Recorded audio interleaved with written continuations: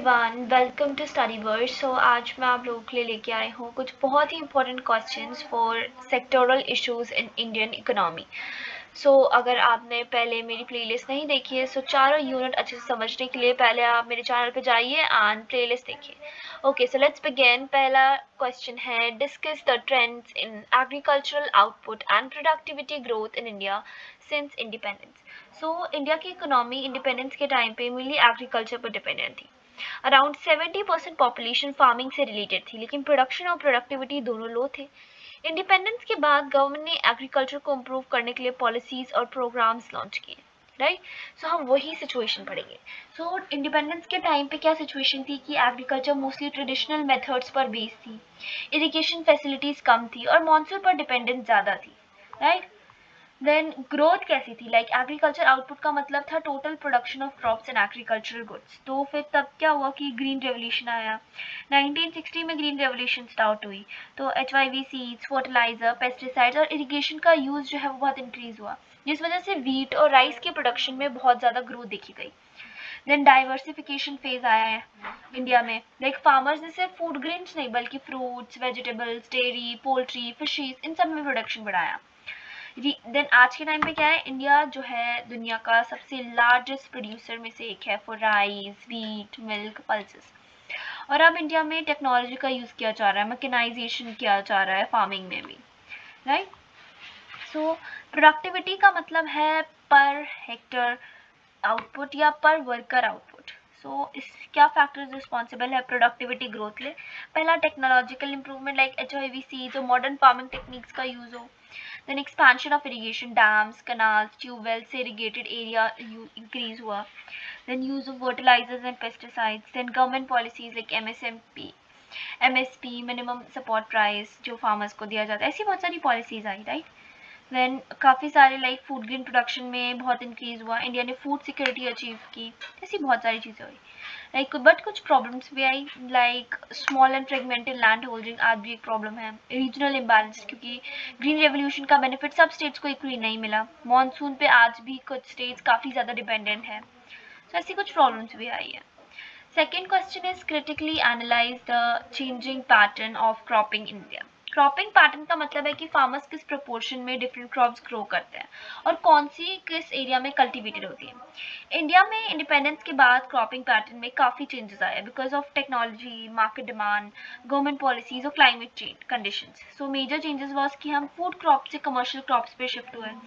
Like पहले farmers mainly like rice, wheat ये सब ग्रो किया करते थे, बट अब कैश क्रॉप्स और कमर्शियल क्रॉप्स जैसे cotton, sugar cane, oil seeds, fruits, vegetable, इन सब को अभी कल्टीवेशन बहुत बढ़ गया है, राइट। देन एक चीज़ ये हुई कि हमने देखा कि हम वीट और राइस की प्रोडक्शन जो थी वो बहुत बढ़ी, लाइक ग्रीन रेवोल्यूशन के बाद वीट और rice kind of dominant crops बन गए थे। देन कम्स लाइक कि हमने डाइवर्सिफिकेशन बहुत किया एग्रीकल्चर का, like horticulture, dairy, poultry, fishery, इन सेक्टर्स को भी बहुत इंपॉर्टेंस दी गई, ये सेक्टर्स भी बहुत बड़े, राइट। तो इससे फार्मर्स की इनकम भी ऑब्वियसली इम्प्रूव हुई। देन कम्स कि गवर्नमेंट ने बहुत सारी पॉलिसीज निकाली, राइट। ये सारे चेंजिंग पैटर्न्स थे इंडिया में। Then comes explain the concept of food security and discuss the major food security programs in India. Food security का मतलब है कि हर पर्सन को हर टाइम सफिशिएंट, सेफ और न्यूट्रिशियस फूड अवेलेबल हो ताकि वो हेल्दी लाइफ लीड कर सके। सिंपली कहे तो फूड अवेलेबल होना चाहिए, लोग उसे अफोर्ड कर सके और प्रॉपर न्यूट्रिशन भी मिलना चाहिए। इंडिया जैसे डेवलपिंग कंट्री में फूड सिक्योरिटी बहुत इंपॉर्टेंट है बिकॉज लार्ज पॉपुलेशन, एग्रीकल्चर और लो इनकम पर लोग डिपेंडेंट है, right. Kind of food available होना चाहिए, राइट। देन एक्सेसिबल होना चाहिए, एक न्यूट्रिशनल सिक्योरिटी हो, स्टेबिलिटी हो, ये सारी चीज़ें इंपॉर्टेंट है। देन कम्स क्या पूछा है, मेजर फूड सिक्योरिटी प्रोग्राम। पहला आपने पढ़ा था PDS जो है पब्लिक डिस्ट्रीब्यूशन सिस्टम। इसमें मेजर फूड डिस्ट्रीब्यूशन होता है, लाइक जो गरीब फैमिली उनके लिए राशन की शॉप्स खोली गई है, राइट, जिसमें वो कम रेट में फूड ग्रेन्स मिलता है, उन्हें बेसिक चीज़ें मिलती है लाइक व्हीट, राइस, शुगर, ये सारी गरीब लोगों के लिए अफोर्डेबल हो और हंगर और पॉवर्टी कम हो, इसका मेन पर्पस ये था। Then one is national food security act 2013। ये इंडिया का एक इम्पोर्टेंट फूड सिक्योरिटी लॉ है। लाइक अराउंड 2/3 पॉपुलेशन की सब्सिडाइज्ड फूड ग्रेन प्रोवाइड करना, वुमेन को हाउस होल्ड हेड माना गया, ये ऐसी बहुत सारी चीज़ें करी।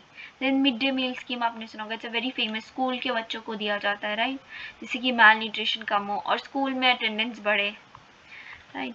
देन ऐसी बहुत सारी स्कीम्स जो है गवर्नमेंट ने निकाली to help food security. Next question is evaluate recent reforms in agricultural policy in India. यानी कि इंडिया में एग्रीकल्चरल सेक्टर को मॉडर्नाइज और फार्मर्स की इनकम इम्प्रूव करने के लिए रीसेंट ईयर में कई रिफॉर्म्स इंट्रोड्यूस किए गए। इन रिफॉर्म्स का main aim productivity, sustainability, market access और फार्मर वेलफेयर इम्प्रूव करना है। हाउएवर इन रिफॉर्म्स के पॉजिटिव और नेगेटिव दोनों एस्पेक्ट्स हैं।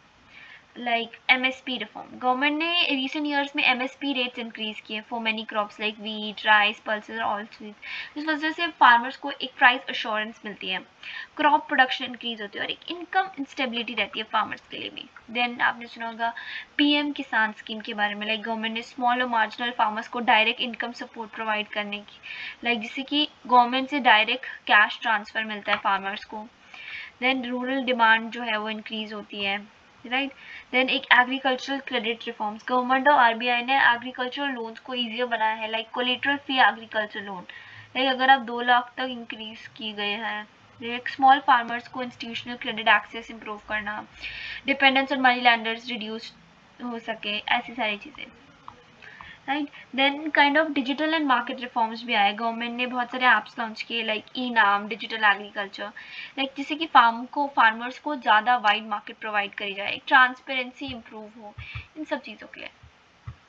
Next question is discuss the importance of resource use efficiency in Indian agriculture.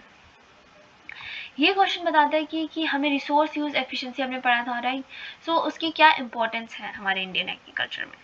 So resource efficiency का मतलब है अवेलेबल रिसोर्सेज जैसे लैंड, वाटर, फर्टिलाइजर्स, लेबर और एनर्जी का प्रॉपर और ऑप्टिमम यूज करना ताकि मैक्सिमम एग्रीकल्चर आउटपुट मिले विद मिनिमम वेस्ट, राइट। सो इसकी क्या एफिशिएंट यूज़ हो सकता है, लाइक हमें लैंड को ऐसे प्रॉपरली, इंडिया में क्या है कि पर कैपिटा एग्रीकल्चर लैंड जो है वो कंटिन्यूसली डिक्रीज हो रहा है बिकॉज पॉपुलेशन बढ़ रही है, अर्बनाइजेशन, इंडस्ट्रियलाइजेशन, ये सब हो रहा है। तो हमें बेटर लैंड को इंक्रीज लाइक उन्हें यूज़ करना है। देन वाटर रिसोर्स की बात करते हैं, एग्रीकल्चर में इंडिया जो है वो लार्जेस्ट वाटर कंज्यूमिंग सेक्टर है, लाइक कि हमें ऐसा करना है कि हम कम से कम वाटर वेस्ट करें, जो ड्राउट प्रोन एरिया है उसमें भी सस्टेनेबल फार्मिंग हम कर सके, ग्राउंड वाटर जो है वो कम हो रहा है तो हमें उस पर भी ध्यान देना है। हम काफ़ी सारे मेथड्स यूज़ कर सकते हैं like drip irrigation, sprinkler irrigation, rain water harvesting. Then हमें एफिशिएंटली यूज़ करना है फर्टिलाइजर्स को, लाइक हमें एक्सेसिव केमिकल फर्टिलाइजर्स और पेस्टिसाइड्स एनवायरनमेंट को हार्म करते हैं, सो हमें इन सब चीज़ों पे भी ध्यान देना है। देन हमें एनर्जी को भी बचाना है, लाइक इलेक्ट्रिसिटी, मशीनरी, हम इन सब पे भी मॉडर्न एग्रीकल्चर बहुत ज़्यादा डिपेंडेंट है, तो हमें ऐसे यूज़ करना है कि सारी चीज़ें हमें एफिशिएंटली यूज़ करनी है, right. So these are the importance. Then comes discuss the challenges and opportunities in dryland India. आपने dryland India सुना होगा, किसका मतलब होता है dryland farming in India. dryland farming का मतलब है कि ऐसी फार्मिंग जो मेनली रेनफॉल पर डिपेंडेंट करती है और जहाँ इरिगेशन फैसिलिटी लिमिटेड होती है। इंडिया के जो लार्ज एग्रीकल्चर एरिया में ड्राईलैंड फार्मिंग प्रैक्टिस की जाती है, स्पेशली राजस्थान, महाराष्ट्र, कर्नाटका, मध्य और तेलंगाना जैसे स्टेट्स में।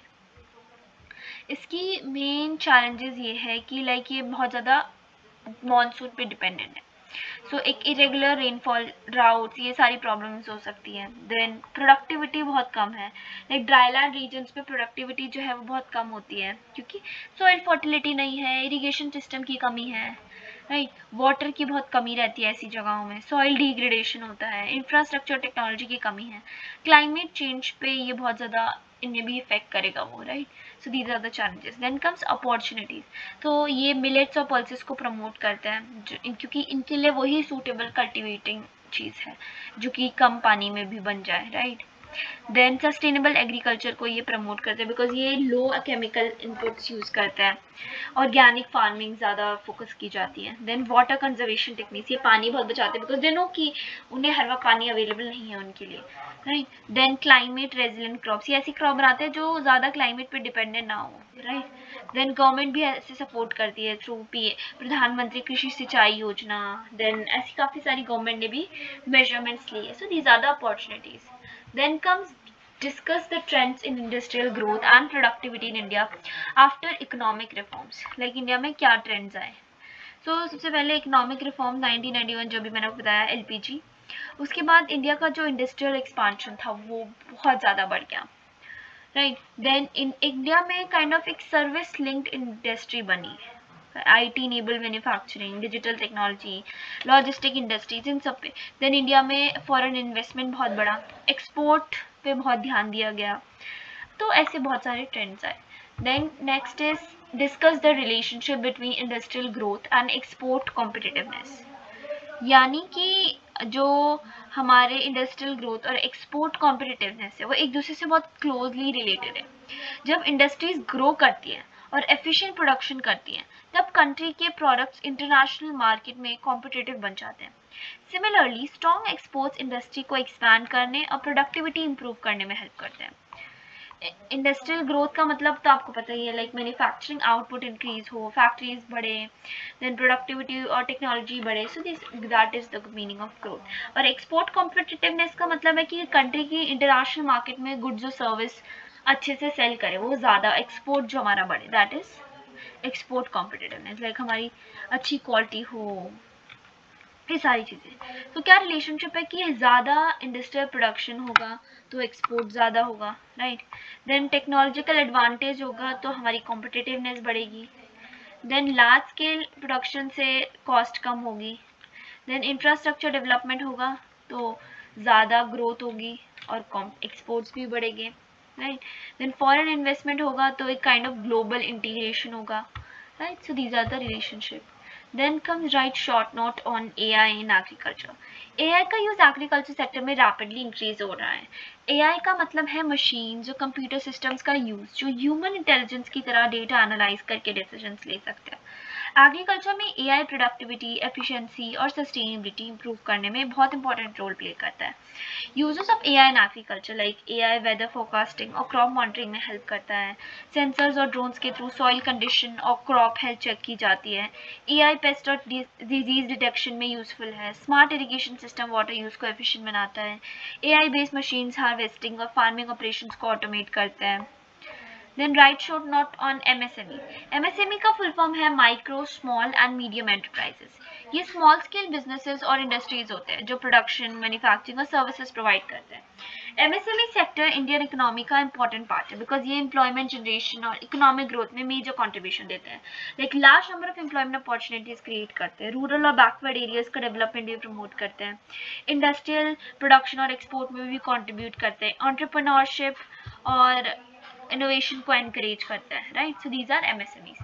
So thank you so much for watching it. Here we will end our video and all the best for your exams.